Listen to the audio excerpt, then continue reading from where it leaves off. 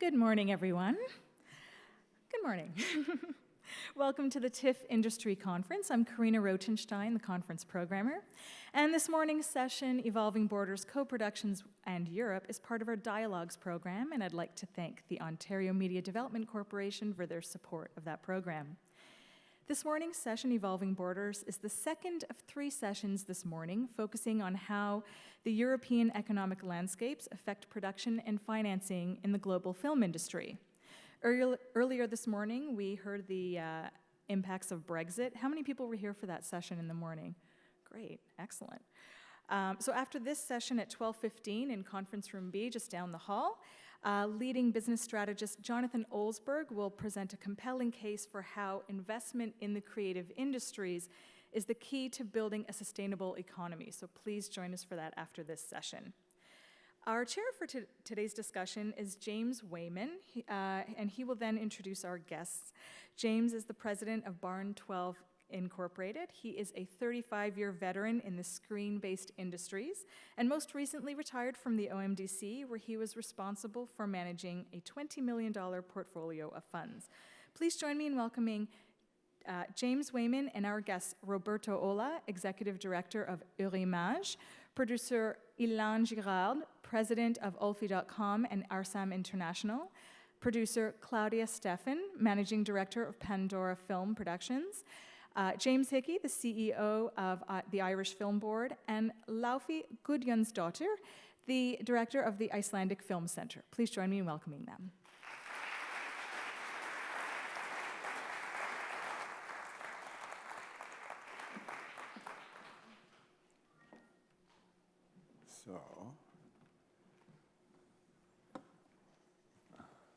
All right. And I'm live? Yes, I'm live. So we'll just make sure we've got mics and jump in. Good morning, everybody. We were chatting backstage, and I said, we've got the challenge of 5 people, 1 hour, big topics, so we'll do what we can. And I think the strategy is kind of talk about policy and then hopefully get to some practical tips for producers. It's a fairly mixed audience generally between levels of interest, so we'll try and serve up something for everyone. But I thought we'd just start with a quick introduction from each of our panelists rather than me giving you all the background, to let them introduce themselves for about 2 minutes and just talk about their companies and what they do. And I suppose we might as well just start with Claudia right here. Hello, my name is Claudia Steffen from Pandora Film in Germany. The company started more than 30 years ago as a distribution company, and we're producing since 25 years. And I would say all our films, or 99% of our films, are co-production within Europe, but we also do a lot of international co-productions. And so far, we only do cinema films. We still believe this is the medium, the first primary medium for movies. And you have a film here? Yes, we have 2 films here. We are co-producer of the film which opened yesterday, The Platform, Nocturamos, by Bertrand Bonello, also supported by Eurimages. And we have first feature called Maria in the Discovery section. This is also, this is a German-Swiss co-production, and Nocturama is a German-French-Belgian co-production. Great, thank you. Roberto. Good morning. I'm the director of Eurimages. Eurimages is not a company, it's a fund, is a European fund that includes 37 countries. So this is the greater Europe, it's beyond the European Union. Countries like Russia or Turkey are part of Eurimages. We support something like 50, 60 projects per year, and all of them are co-productions. So the idea of Eurimages is to stimulate co-productions. And we have several films here in Toronto in the festival. Recently we've been thinking of expanding, and Europe is becoming too small for us. And okay, well, let's hold that thought, and we'll come back to you on that. All right. Okay, Loive. Yeah. Hi. Good morning. I'm the director of the Icelandic Film Center, which is the only public film body in Iceland. Our goal is to, and our main aim is to support producers for both development and production, for documentaries, short films, and feature films. We also handle applications for another support scheme that we have, that is incentives, for reimbursement for anything that is spent in the country on production. Iceland is kind of the smallest of the small in Europe, but I think there's a very lot of talent, so it's a very successful film industry, even though it's really small. But more about this later. Thank you. Mr. Hickey.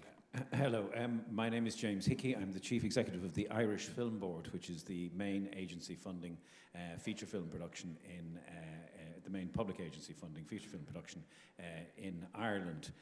We have 6 feature films here at the Toronto International Film Festival, all of which we're very proud of. 6 feature films ranging from Canadian co-productions such as Unless, which was directed by Alan Gilson, and Maudie, directed by Aisling Walsh. We also have films Secret Scripture by the well-known Jim Sheridan, who is here as well. Brain on Fire, Gerard Barrett, Without Name by Lorcan Finnegan, and we have Handsome Devil by which is John Butler directed. So we have an interesting panoply of films which we've been involved in, which are here in Toronto, and we're always very grateful to the Toronto Film Festival for how much it supports the work of particularly Irish filmmakers, and we have a very close relationship in terms of co-production with Canada. But a lot of our co-production work is also in a European context. We co-produce with virtually every European country in terms of co-production in Ireland, because, and here I'm echoing on what Laufey says, we're a small country as well too, so we need to go out there and co-produce with other European countries as well as with Canada and elsewhere. And we're certainly very proud of our European co-productions, and they're ably supported by Eurimages, which Roberto operates here. Thank you. So James, are all of the films here co-productions? No, actually only 2 of them are Canadian co-productions. 2 of them are effectively work with the United States, which is Brain on Fire and Secret Scripture. Right. And then there would be 2 of them are what we call indigenous films, which we ourselves funded without being. So you can 100% fund. One of the films here, Without Name, is a part of a Catalyst project which we promoted, which we fully fund effectively. But yes, we do substantially fund projects as well too, where most of the funding comes from Ireland. But obviously, we still do a lot of films which are co-productions as well. Right. Okay. And Ilan. Yes, good morning. My name is Ilan Girard. I am a producer based in France. I am mainly focused on international co-production. I've worked on Goodbye Bafana, Lebanon, and several other films. I'm also a finance consultant and executive producer. And a few years ago, I started with Joël Lévy, a new company called Online Film Financing, which is a database about all the public funds around the world. We now cover 85 countries, more than 600 different programs, and it's a free database. And we think that it's very important producers understand what is available in the different countries, where they start from, before they enter into co-production deals. Great, thank you very much.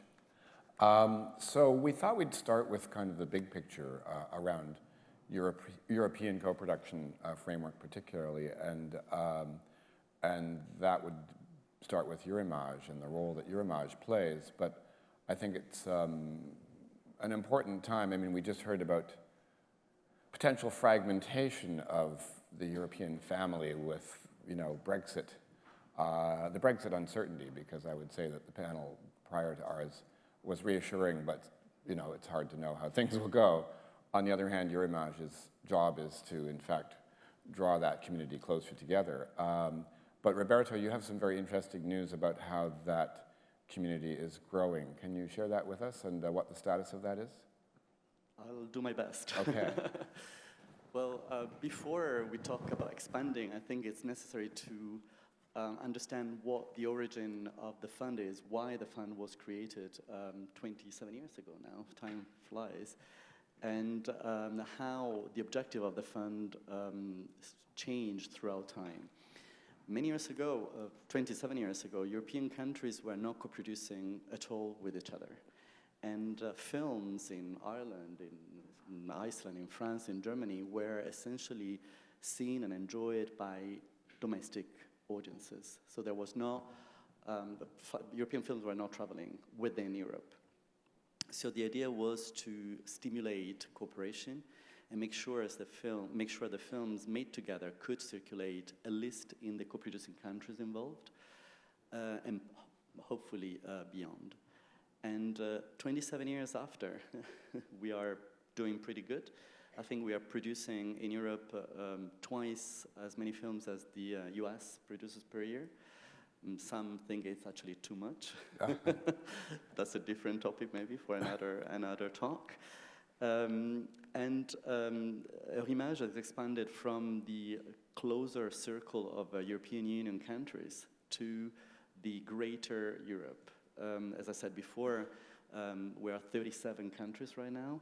The UK is not part of Eurimage though, even though they are still part of the European Union. So it is a bit a la carte sort of fund. The idea was to allow those countries that would like to cooperate financially, but also artistically and technically together to make sure the films could be made not only for purely financial reasons, meaning smaller territories have a hard time finding the resources within the country to cover the cost of the budget, but also sometimes directors would like to cooperate with artists, writers, directors of photography, editors in other countries, and Eurimage made that possible. Once you have a fund of 37 countries, you start asking yourself, what is that keeps these countries together beyond love for cinema and for quality cinema, the kind of cinema that Eurimage tries to support? And you realize, I think we realize, that what keeps us together is certainly not geography, but this idea of making films that probably the market money alone, would not be ready to finance because films sometimes are too difficult, too controversial, too daring, because the director wants to tell the story from a different point of view, and the market maybe considers this too risky. And this kind of filmmaking goes beyond the geographical boundaries of Europe. And we are here in Toronto, and Canada is certainly one of those countries that has adopted a kind of measures that are at national, provincial level that stimulate filmmaking, but also helps producers and filmmakers taking risks beyond, the ordinary, the normal, larger audience films that the audience wants to see, and that is normal that the market contributes in financing. So we thought we are producing many films, twice as many as the Americans. We do not need to only work with each other in Europe. Time has come to, start cooperating with those countries that share the same values as we do in Europe.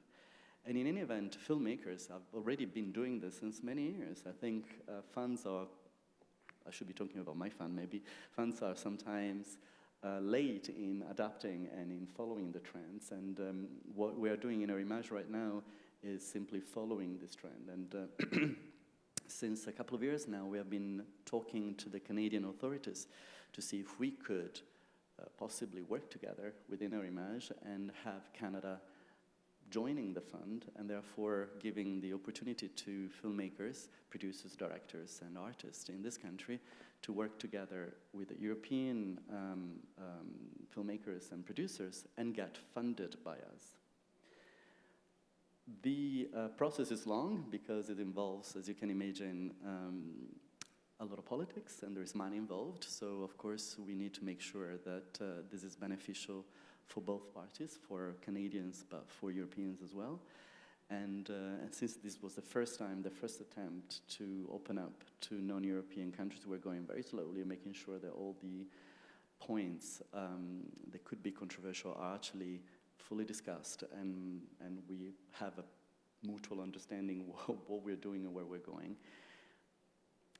The process is not finished yet. I am, however, very hopeful that things will go the right direction, and maybe, I cross fingers, we will probably, hopefully, have Canada with Eurimage maybe at the end of this year or the beginning of next year, if there are not major political problems that often go beyond pure negotiations in the audiovisual sector. You know, culture sometimes in international negotiations is taken as an instrument for other negotiations. Culture is instrumental to reaching other objectives. So hopefully this is not going to happen with Eurimage, and filmmakers will be able to work together with European filmmakers at the beginning of next year. So can you tell us a bit more about how that would work in terms of the framework? Because as you say, Canadian producers already work with European producers, and you know, when I was at the OMDC, we spent quite a lot of time building those relationships, and we've had quite a lot of success. So how would that facilitate those relationships? How would it make it easier? How would Canadians, and I know there's a number of them in the room, you know, how would access to Eurimage make it a little bit easier? Because it's never particularly easy. Well, co-productions by definition are not easy. So if I had a co-production and one European partner, would I be able to access Eurimage funds? Correct. Until now, non-European countries could join an Eurimage-funded project as long as the non-European country would be the third partner. So we would need at least 2 Eurimage members. And the contribution in the financing of the project by the non-European country could not exceed 30%. This is already happening with Canada, with Argentina, with Israel, with other non-European countries.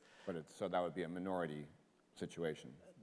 Until now, it was a minority situation, and the Canadian share in the co-production was only financed by Canadian sources of financing, meaning that, for instance, let's make an example here. We would have a co-production between my neighbor Germany, Iceland, and Canada.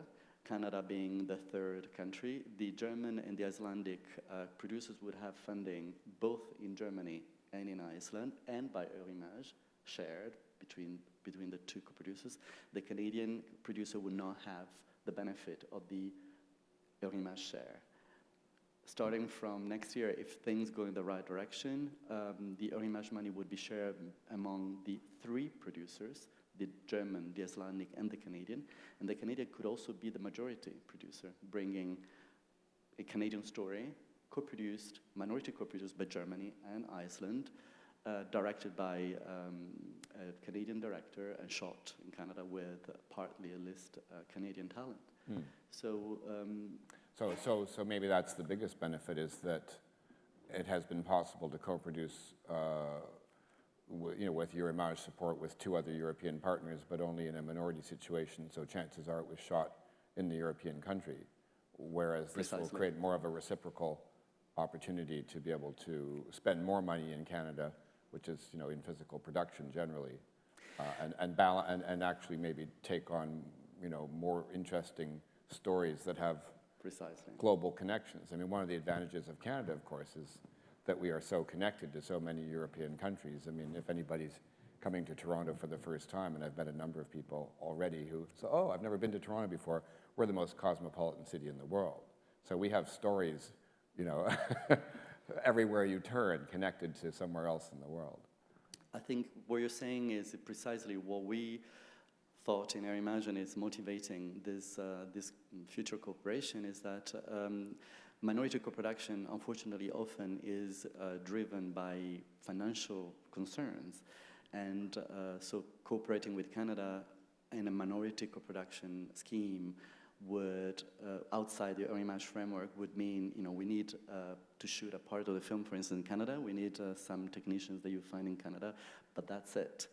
Having Canada in Eurimage would bring Canadian content into the European continent and Canadian stories. It would facilitate for sure access to Canadian content in Europe, potential circulation of films, and hopefully revenues generated also for those involved in the making of the film. It's not purely cooperation in terms of the making of the film, but also making sure that more content, European content in Canada and Canadian content in Europe, is made available, and we get used to that content, and therefore... That's a really important point, actually, and you know, a partner organization in that vision is, for example, European Film Promotion, whose mandate is to make sure that films are distributed across Europe outside of the linguistic territory where it originates. So tapping into that distribution framework, you know, obviously Canadian films struggle against the American you know, monolith for a share of our market, and if we're making films that actually share sensibilities more you know, on the art house and European side than the Hollywood side, it could open up channels for more markets there. Well, anything else that we should add to that new vision? I mean, of course, this is all, you know, at a high level it sounds great. At a practical level, it gets quite challenging, and you know, Canadian producers are probably immediately going, oh, that's great, but you know, how am I going to get a distributor and Telefilm to sign on to, you know, my very risky, you know, art house creative film that Eurimage wants to fund, but they don't. So that's, you know, that's kind of where you start to drill down.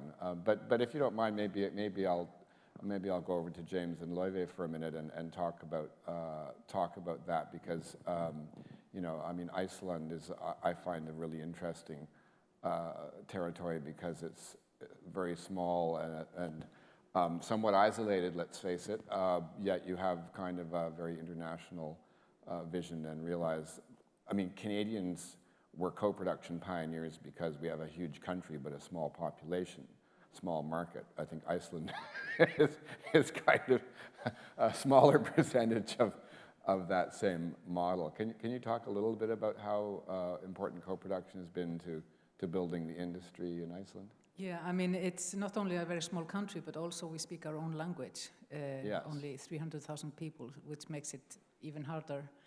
So I think we islanders are used to look around for inspirations, for ideas. You know, in the old days they used to sail across the Atlantic, and you know, they were great in trade and all that. But I think for the Icelandic filmmakers, it's very important to get your stories out. You know, you don't want to be only with your 300,000 members family. The industry is has a very short history in Iceland. It only started in the 80s, and it's always been based on co-productions, actually. I think the Icelandic producers are among the first architects of the co-production model as we know it now. It was not only about money, it was also about talent pool and building up the infrastructure. Icelandic filmmakers would have gone to some major film schools, either in Europe or in the States, and got some contacts and brought them back to Iceland, and contacted their schoolmates for advice and work. So that's really how it's always been based on co-productions. And I think that the talent pool is really an important part of it. Not to mention the geography, which is, you know, increasingly of interest to international filmmakers.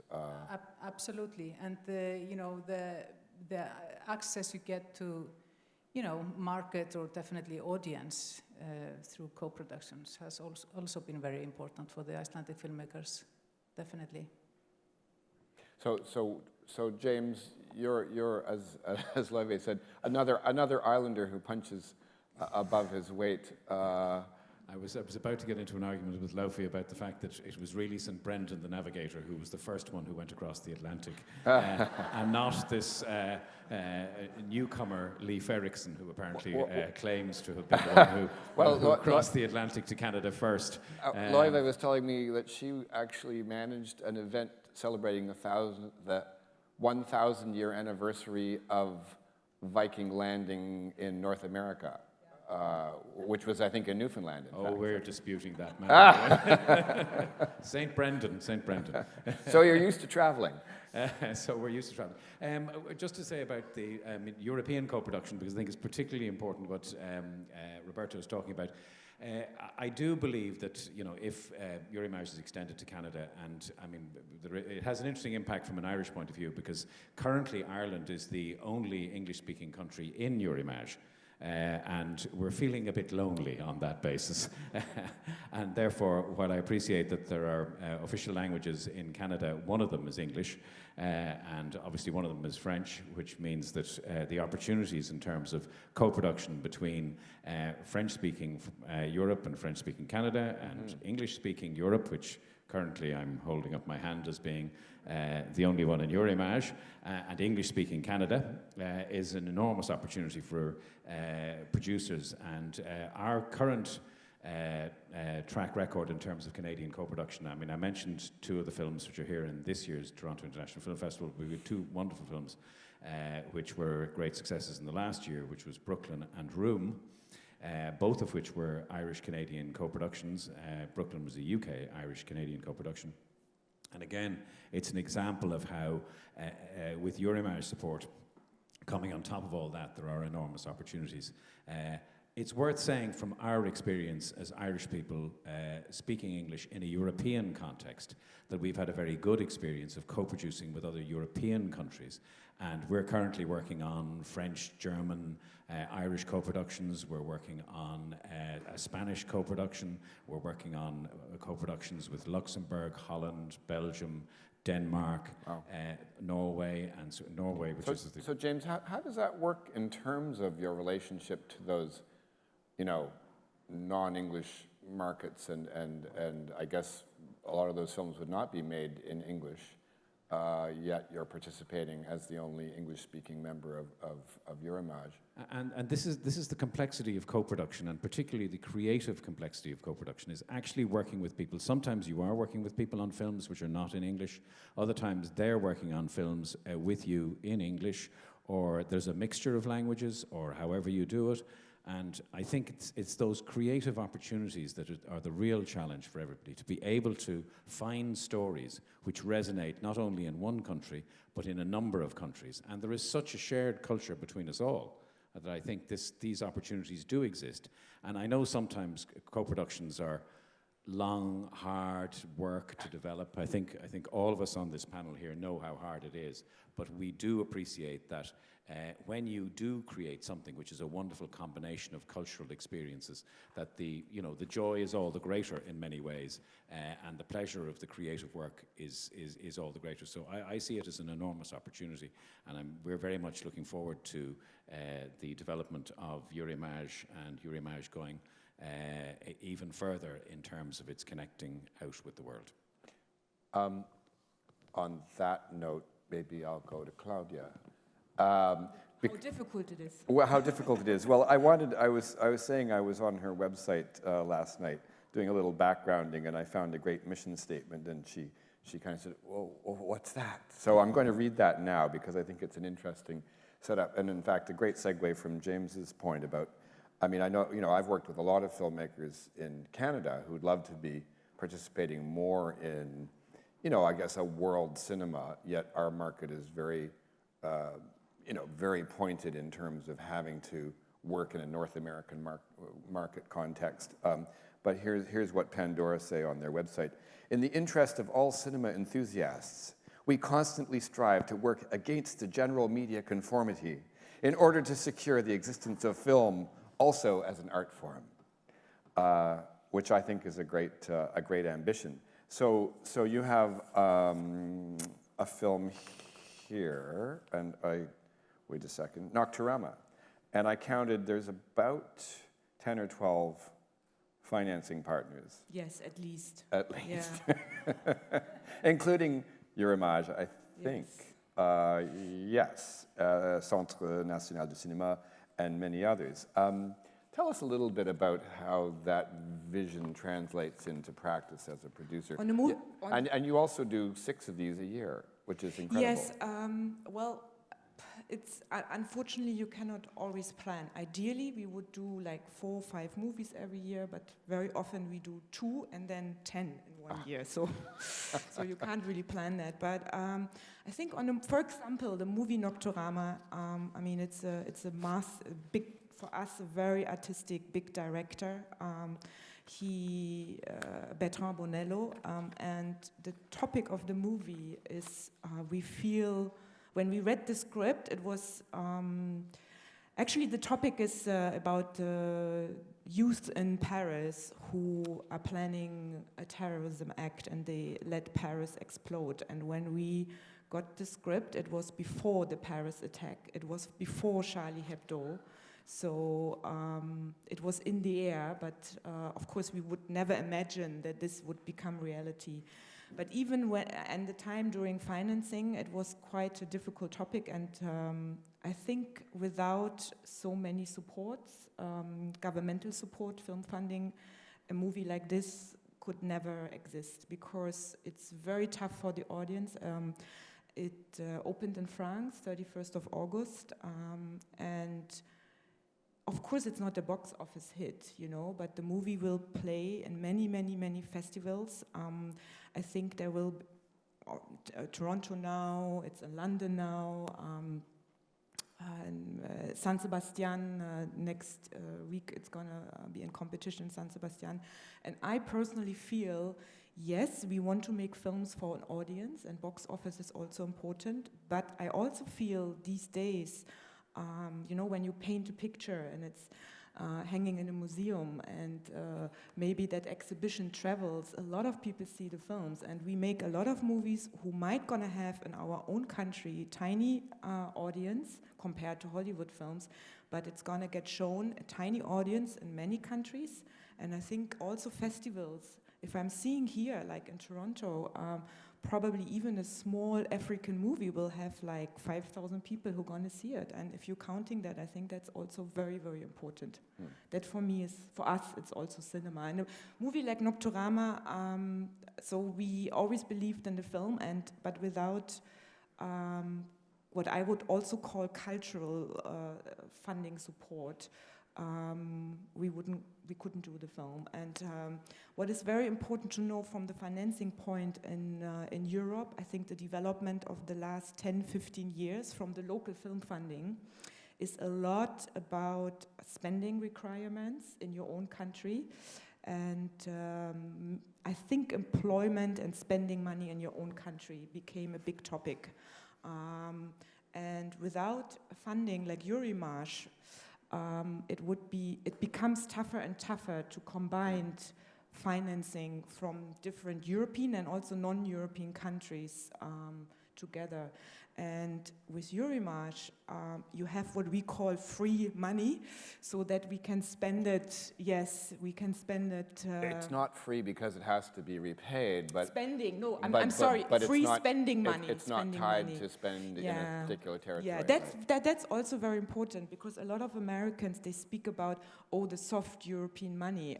Well, it's maybe soft because it's most of the times tax money, but most of the funding in Europe are loans. It's not a loan at 20%, you know, due on delivery.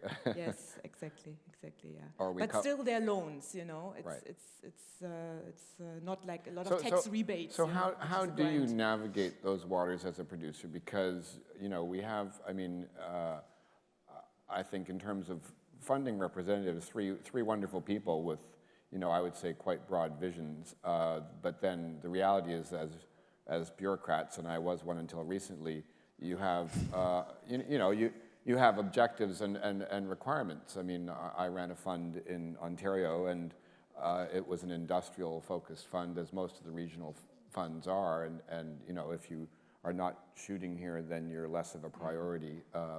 We're bookkeepers. A lot of the times we're bookkeepers counting the percentages and counting. And each country have different system. Sometimes it's about spending requirements, points. You're in it for the creative vision, but actually it's all about bookkeeping. Unfortunately, there are days where I feel it's all about bookkeeping. It's an important point, yeah. But I also see it, yes, sometimes you sit in an office and you think, well, I'm only doing bookkeeping work. But then I also feel it's a responsibility for money as well, because a lot of our movies are made for 60, 70, sometimes even 80% of governmental money. And I also feel you have... it's a responsibility for this money. So for me, it's okay also that we need to be good bookkeepers because it's tax money. And I think we should we should also feel responsible for that money. But it's a lot about, especially in the prep time, how to combine these systems. And I think for that, I always feel it's very important that you have very good local partners. And I really believe, and I know people sometimes see it different, but I believe it's important to have local partners who are very good partners. I don't really believe it's like one... there are other strategy where one big company is opening offices in like 10 different European countries. I personally believe you need a very good local partner who lives in the country, who knows their funds, who knows their TV station, who knows their, also artistically, crew and cast. And if you have good partners to work out together without what I would call destroying the film artistically.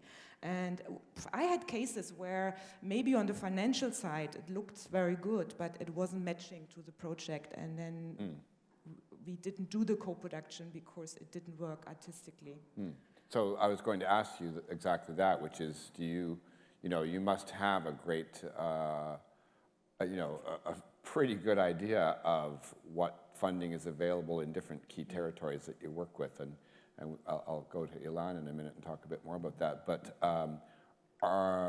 when you're choosing to get involved in a project, presumably some of them come to you from partners, some of them are originated within the company.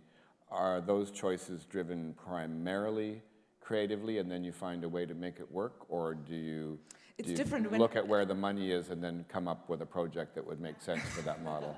No, we never. I mean, not for us. I have to believe. Here's the easy money. Let's get these guys together. Well, these movies never work. I would say never. But it's a different strategy, because when you said we do about 4 to 6 films each year, I would say half of it we are the majority producer, the delegate producer, and half we are the small co-producer, which I also feel it's very important. I feel I cannot only be the main producer. I also need to be the small producer. You can't drive every train, right? It's a different role to accept also. I feel also for a film it's important there needs to be one lead, beside the director, one lead producer. So if I'm the smaller co-producer, first of course I need to like the film and feel it's something for us in terms of topic, artistic, director. And then can I find money in my own territory? Do I have an audience there, even if it's very small? And do I need to say, can I approach maybe for pre-sales, TV stations, and how can I integrate funding? And for example, for the French film Nocturama,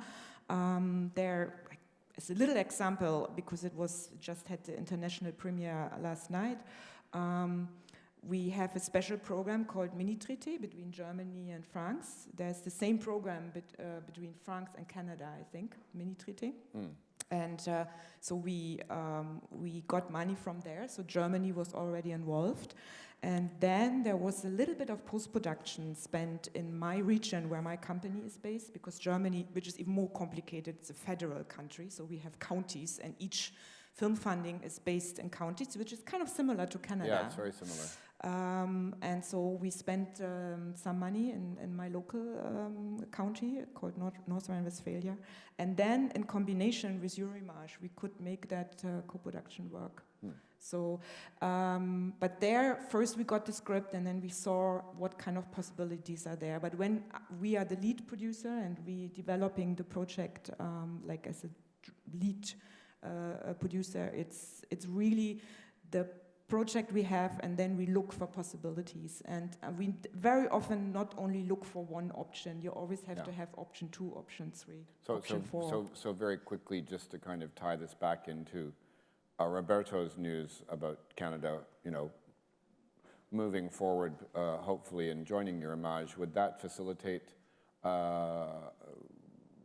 if a Canadian producer came to you with a project and said, are you interested, and the story is fascinating, would that facilitate that relationship? Because have you co-produced with Canada before? Unfortunately not. We No. tried a lot of times because there's also a treaty, like a bilateral treaty between Canada and Germany. We have 54 treaties. Yeah, a lot. Yeah, yes. absolutely. So, but it was tough to meet spending requirements and culture requirements. I think it's easier because language is also a very important point. Unfortunately, in Germany, not. I think Germany, we don't really care. German audiences are used to watching dubbed films. Well, we dub everything, Yeah. so that's why we don't care in which original language the movie is shot. So, in terms of financing, this means nothing. We can shoot in any language. It doesn't mean which anything. makes you a very attractive partner. Yeah. Canadians have. But Eurimage, to come back to your point, Eurimage would help because it was always problematic to find, just to explain the spending. Very often you have to, for the money you get, you have to spend 150% in your country, in your region, whatever. And if you can combine that, for example, with a Canadian co-production, Eurimage, I think it would really help. Right, so the portable funds that can be spent in either jurisdiction and be assigned to the producing partners on a kind of a finance and spend basis is hard to find. I mean, that was something about the old UK funding scheme, which was, fairly portable until they realized most of it was leaving the country, and then it became very spend-focused. So, Ilan, let's throw to you because I'm a producer. I have a great project. I am meeting a bunch of producers from across Europe at the Toronto Film Festival, but I don't know that much about their funding systems. You're a producer, but you also have this database that you've developed. Was that what you at some point realized, we need this information available, nobody else is going to do it, I'm going to do it? It started actually when I, as a producer and an executive producer putting financing for other producer, I was making research about what is available in different countries, and then at some point with Joël Levy, who is my partner in Olfi, we decided to put everything available for everyone. The idea is to help people to prepare themselves for the discussion with partners. It's not, we're not giving the solution. We give understanding of how it works, so that you don't discover at the last minute that the co-production treaty provides for this or for that, that these are the requirements of the fund, or even that the application deadline is gone. So those things are really important. And of course, a company like Pandora is one of the blue chip company in Europe doing international co-production, and they know. But you have a lot of, and especially for the Canadian producer, it's very important they understand what is available in Europe when they approach someone, because though I think it's very important, it's content driven, but it's also, you don't have to believe every promises. It's very important you kind of try to design, one or two financing scenarios in a very careful manner and check the rules, the regulation, discuss with people, check on the website of each of the funds, etc., etc. So this is what we want to provide. And I was saying to you earlier that, and I know Joël, and when I was working at the OMDC, I think your team would contact us and say, can you update the information and so on, which must be, I guess, an annual or biannual process. And to be honest, I was kind of skeptical because I thought, well, do you really need this database where I'm shopping for dollars, to find out, oh, well, if I go to Estonia, then I can get this percentage on the tax credit. But actually, I downloaded the app last night, and it'd be great to tell the audience how to do that. And to be honest, it's actually really useful to have that information available. And the other thing I'd say is that because everybody here is, I guess, a delegate, if you haven't downloaded the Senando app on your phone, between the two of them, those are incredibly powerful tools to work, you know, an event like this. I want to find somebody from this territory who's here, from, you know, from Spain, because I have a project for Spain. What funding is available now? Because I've heard that their funding is in flux, and you know, you may not be able to access federal funding, but you know, you can get Eurimage money. So it's. I think it's also, you know, film, the expression of soft power. The government tried to push, you know, the cultural industry in that direction, and also the film fund. They want to promote certain sector of the industry. And for example, Ireland had a pretty complex system before. Now it's much easier. You've pushed up the rebate to 32%, okay? 25% in Iceland, if I'm not mistaken. And so it's very important also to find out that at a certain moment the fund is looking to bring more business to the country. And sometimes even new program. We did something in Venice or about... as Claudia is saying, you know, most of the German Lander funds have 150% spend, you know, which is, okay, so how am I going to spend, you know, how am I going to structure my production so I know I'm spending money, you know. But in Germany, everyone would go to the same fund, while in some of the province, you have some specific funds who are you know, very keen to have that they're actually undersubscribed. Yeah, post-production work there. Yeah. And so it helps really to design something, you know, which is sustainable. And so it's not, you know, it's not a magical tool, but all the information is there. And to answer your question about how this is updated, now each of the film fund can update the information directly on our website. So it has to be accurate. We are also publishing the fund book during the Cannes market, which is a recap. But now every day we kind of fixing, you know, the new changes, etc. So I think it's becoming the one place. We have 20,000 users around the world. 25% come from North America, which is also an indication for film funds in Europe. And we want to keep it free and sustained we're supported by the media program, but by some of the film funds in Europe, and also by sponsors. Mm-hmm. Terrific. I think we should probably open up, because we're about 10 minutes out from the end of the session, to some audience questions. Can we put the lights up? And we only have one microphone because we've got such a great set of panelists here. But if anybody has a question, please raise your hand and we'll get the mic to you as soon as we can. Where's the mic? Because there's somebody in the middle here. Let's start there. No, over on this side, down the center aisle. He's got his hand way up.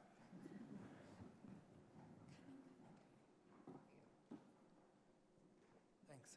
Hi, my name is Mishi, and I am a Canadian-Hungarian, so I got my dual citizenship a couple of years ago, and I'm a filmmaker. And just a question for all of the producers here, and if you supporting like first-time filmmakers, how you choose them, if they ever done a film, like how you choose the first-time filmmaker, like the first film, how you pick the project. If they never done a film before, but they have like a great script. Sorry, the question is for producers or for the funders? For both. And do they support new talent in their respective? Yeah, and how they pick them, yeah. Is that, well, that's not a co-production question. That's kind of a how do I break into the industry question. No, I mean if they have like a co-production idea for a film. Well, I can tell you because I have a first-time filmmaker, feature filmmaker here in Toronto. And there, the director was Swiss nationality. He studied in Cologne, in my region, and he wanted to make his first film. And I think that's really a different panel, how to decide with whom to work with.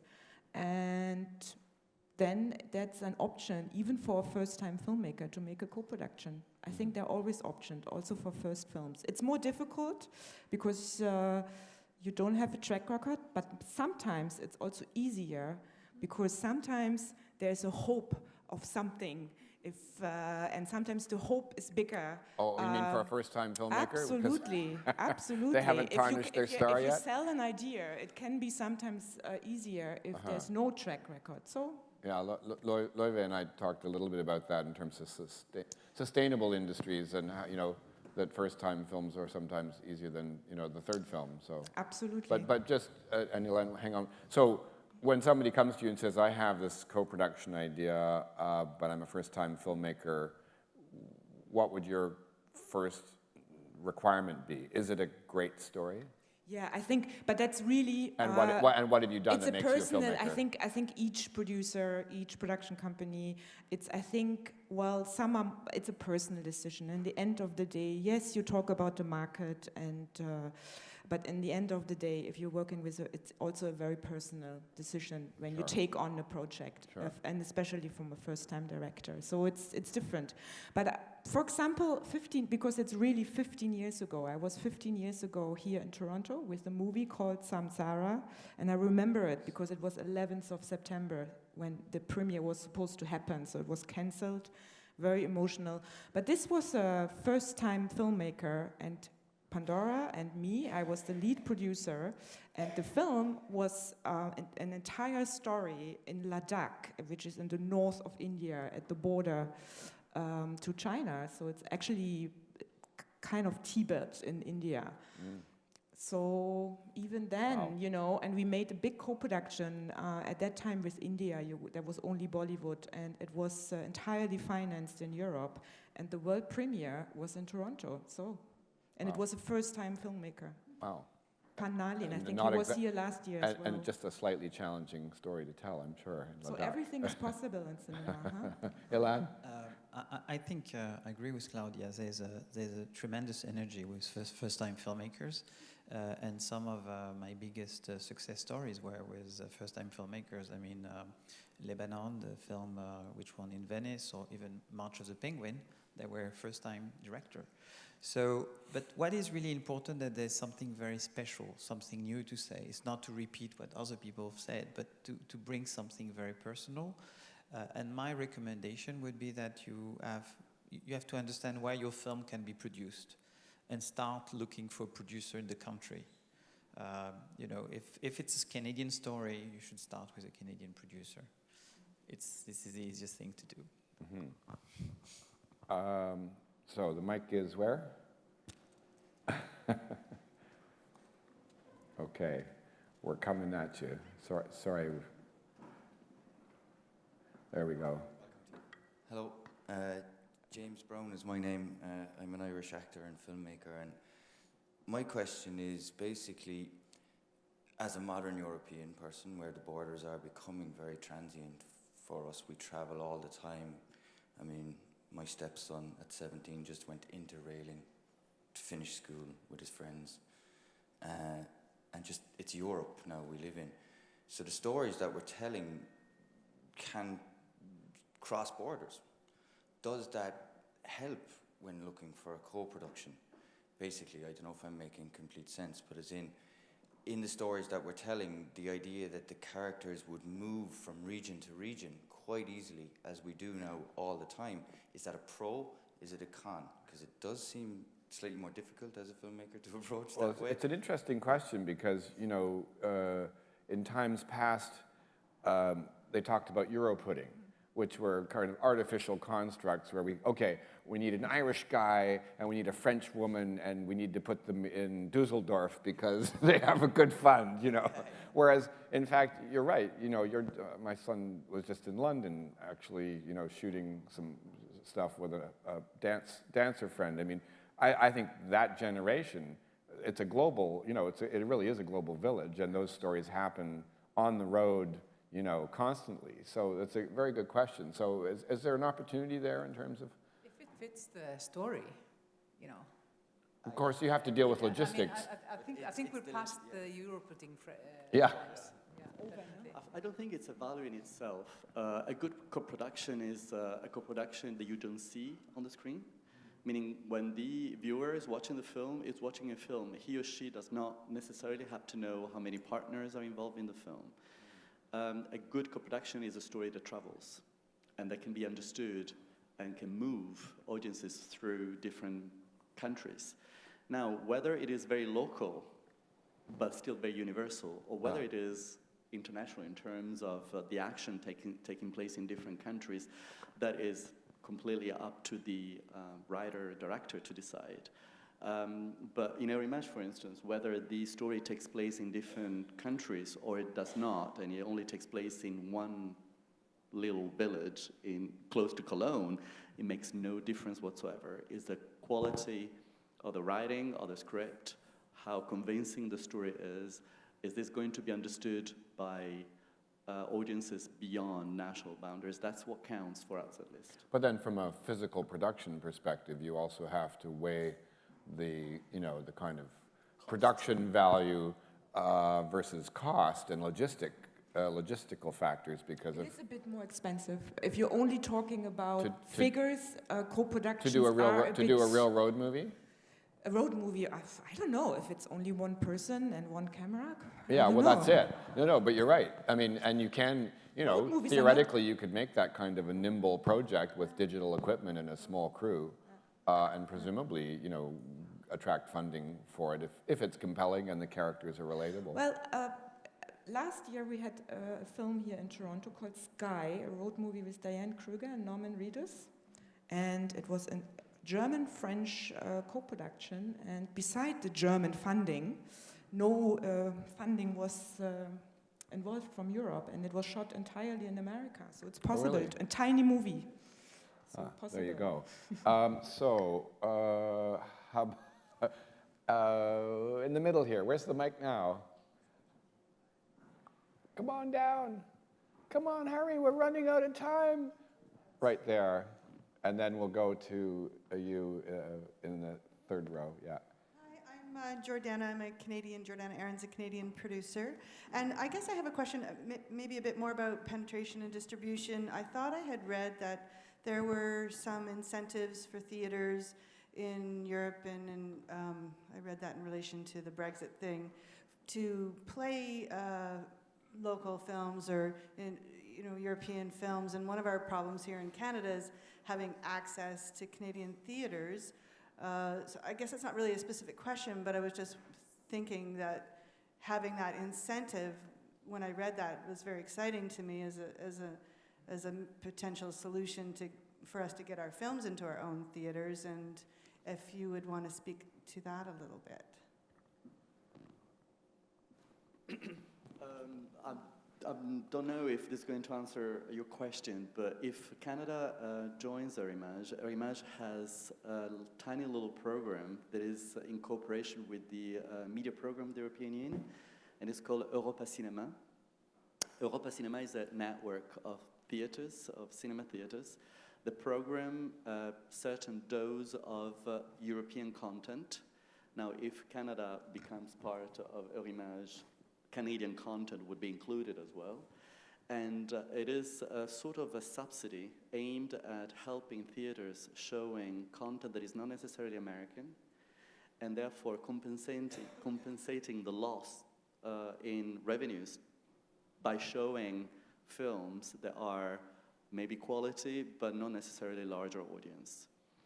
We're not talking about big money, but it is some sort of, it's easy. It motivates theaters to reserve one screen, two screens for more art house content. So in practical terms, Canadian films would be more available in Europe through those screens, because even though they're not very successful, the theater owner can get the funding through Eurimage to show that content. Right. I'm talking about art house filmmaking. Great. Yeah, and when you think about it, it would be interesting as this evolves to look at those kinds of networks and relationships. And, I think that we're incredibly blessed with the TIFF Lightbox, for example, as an art house cinema opportunity. And it would be great, to get TIFF kind of committed to that sort of network. Not that they don't show European movies already, but there might be some kind of a formal arrangement there. We're out of time, I'm afraid. Sorry about that, because I know that there are more questions, but I'm getting that signal. So I'd just like to thank all of our panelists for being here today, and I hope it was interesting. Thank you.